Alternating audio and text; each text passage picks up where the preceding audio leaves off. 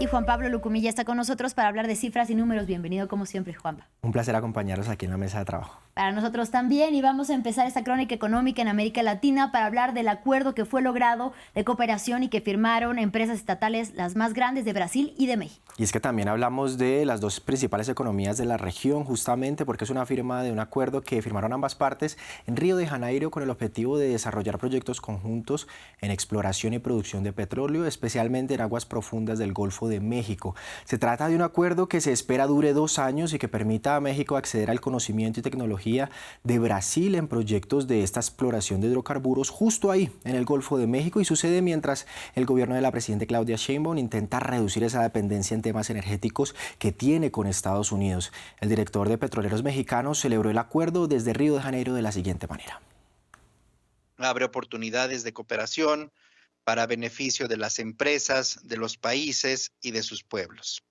Establece un marco de colaboración estratégica y técnica para evaluar, desarrollar y ejecutar de manera conjunta proyectos potenciales e integrales en actividades de exploración y extracción de hidrocarburos a través del intercambio de conocimiento, aplicación de tecnologías, mejores prácticas y posibles coinversiones para nuevos descubrimientos y para oportunidades de optimización e incremento de producción en aguas profundas, áreas de aceite pesado y extrapesado, campos maduros y potencial presal en el Golfo de México.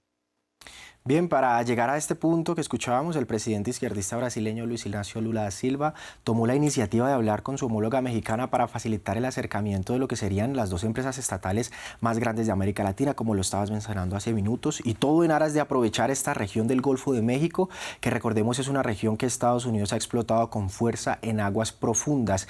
Ninguna de las partes está obligada a un monto de inversión específico en este pacto de entendimiento, y precisamente pues por esa razón es que las accionistas en la bolsa de cada país pues no tuvieron tan en cuenta este escenario, aunque el día de hoy que están operando en este momento en un escenario negativo por debajo del 1%.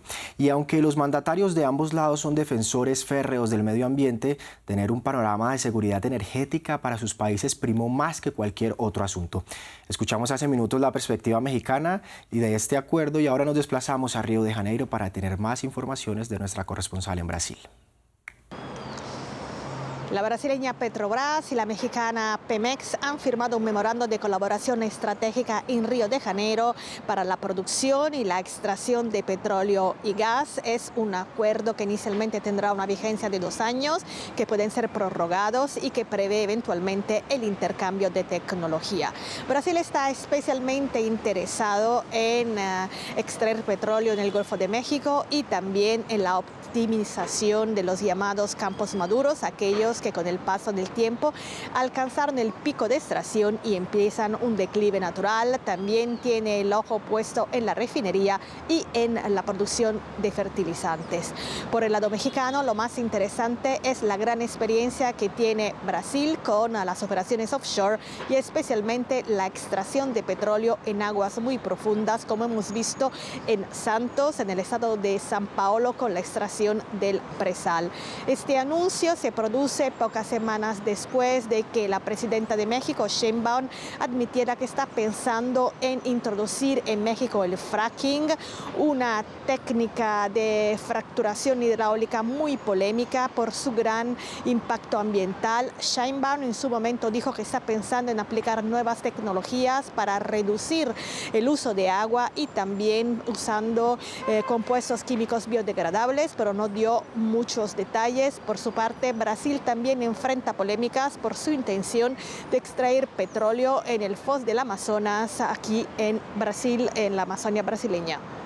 Juan Pablo, y seguimos en América Latina, pero un poco más al sur para hablar de la economía argentina. Hemos hablado en diferentes momentos de la inflación que toca justamente el bolsillo de los argentinos, pero esta vez vamos a hablar de temas más macro con respecto a cómo se ve su economía. El Producto Interno Bruto de Argentina registró en el primer trimestre del año un avance del 0,7% con respecto al último trimestre de 2025, pero de acuerdo con el informe del Instituto Nacional de Estadísticas y Censos, hablamos del INDEC, el PIB perdió algo de dinamismo tras haber registrado una tasa tasa de expansión intertrimestral del 1,2% justamente en el cuarto trimestre de 2025, eso lo dicen ellos. Ahora, en términos interanuales, el PIB logró avanzar entre enero y marzo un 2,3% en comparación con ese mismo periodo del año pasado.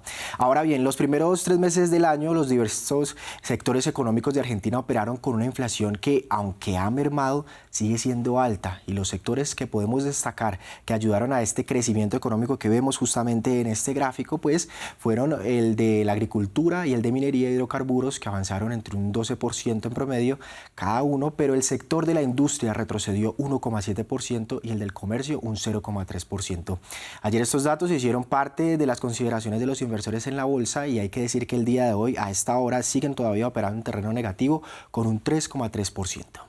Y para continuar en esta región, vamos a mirar la imagen completa o más amplia, y nos vas a contar acerca de cómo está la inversión extranjera en esta parte del mundo. Así es, después de los acuerdos internos y de mirar la macroeconomía, por ejemplo, de países como Argentina, miramos esa imagen abierta, y es que en 2025 esta inversión creció apenas un 1,7% interanual hasta los 194.233 millones de dólares, según lo que informó este martes la Comisión Económica para América Latina y el Caribe, CEPAL. El organismo señaló que el peso de este escenario, de esta inversión extranjera en las economías, fue significativamente variable entre países, pero que en general América del Sur y Centroamérica recibieron más inversiones en 2025, mientras que el Caribe fue una dinámica, como lo dicen ellos, heterogénea. Justamente escucharemos al secretario ejecutivo de la CEPAL. En el orden mundial anterior, la filosofía económica era que los gobiernos nivelaran el campo del juego con reglas comúnmente aceptadas y respetadas, y dejaran al sector privado y a las corporaciones hacer sus estrategias competitivas. En el nuevo mundo de rivalidad por el liderazgo industrial y tecnológico, las grandes potencias están interviniendo en las reglas del juego, en el campo de juego mismo y en el juego, bajo sus objetivos de seguridad nacional y liderazgo, como ya hemos dicho. Y entonces este cambio de juego demanda también un cambio de juego en nuestros países en la política exterior, de promoción del comercio y de atracción de inversiones, y, como dijimos, también en las relaciones y cooperación entre los sectores públicos y privados.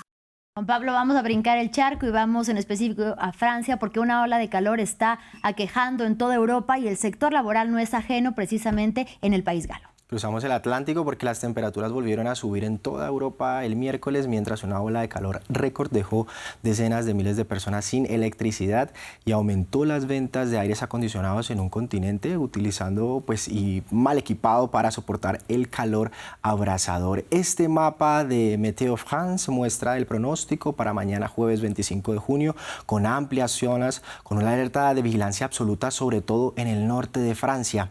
Un total de 72 departamentos franceses estarán en la categoría máxima de alerta de calor, y alrededor de 44 millones de personas están afectadas, según cálculos de AFP, pero además casi 70.000 hogares, exactamente unos 68.000, se quedaron sin electricidad este miércoles en el oeste de Francia debido a un incidente relacionado justamente con la ola de calor que atraviesa el país. Los trabajadores de la empresa fabricante de autos Stellantis hablaron de lo difícil que es trabajar con este calor. El equipo se aseguró de poner ventiladores en cada estación de trabajo, así que sí, también hemos añadido un descanso extra que ayuda mucho y que hace que el día pase más rápido. También tenemos botellas de agua fría y buenas, así que no podemos quejarnos demasiado. Pero aún así, es duro con el calor y las chapas metálicas, hace aún más calor aquí. Hace mucho calor en el taller.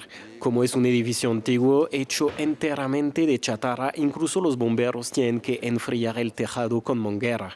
Sigue siendo un poco complicado.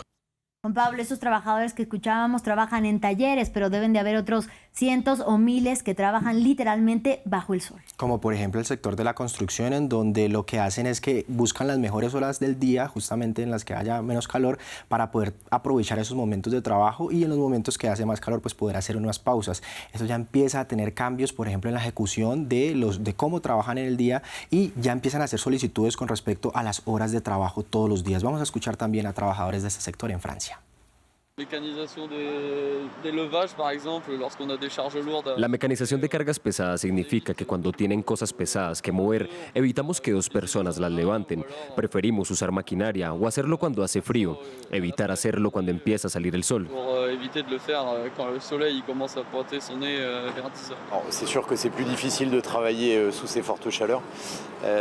Es seguro que es más difícil trabajar con este calor tan intenso, así que el ritmo se ve afectado. Una semana corta no afecta a un proyecto de 2 años y medio, así que se aplican todas las medidas preventivas y aprovechamos la frescura de la mañana para trabajar.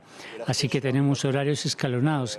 La gente trabaja menos horas y principalmente por la mañana, de 6 de la mañana a 1 de la tarde.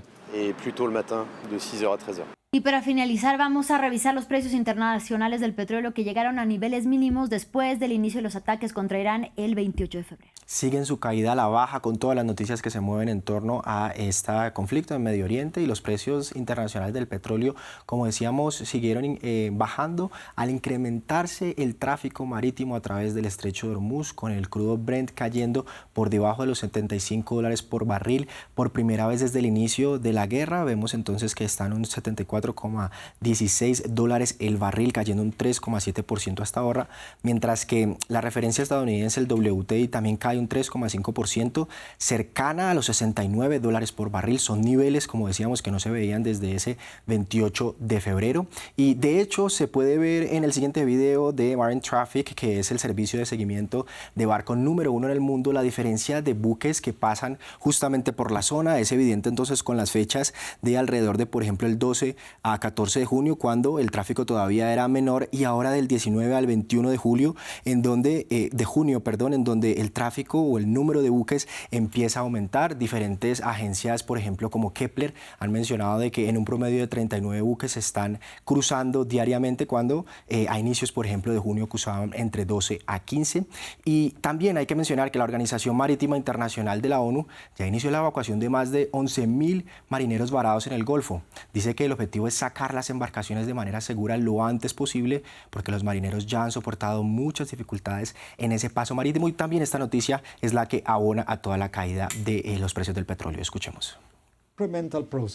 Este es un proceso incremental. Ayer, cuando se anunció, por supuesto, comenzamos la coordinación de los buques. Tenemos que investigar a quienes más lo necesitan. Tenemos que mirar la ubicación de los buques en el Golfo Pérsico. Estamos trabajando con centros de comunicación, así como con los estados litorales, para permitir la entrada de buques en lotes. Pero no queremos causar colisiones, accidentes, así que de forma incremental veremos que los números aumentan. Esperemos que el siguiente paso sea alrededor de 50 embarcaciones al día, y de esa manera veremos cómo podemos apoyarlo aún más, pero nos llevará unas semanas poder completar la evacuación. Muchas gracias, Juan Pablo, por la información económica. Hasta la próxima. Mejora el panorama en Hormuz, y ha sido un placer estar aquí. Claro que sí, para nosotros. Y también gracias a ustedes por su compañía. Una pausa y en breve más información.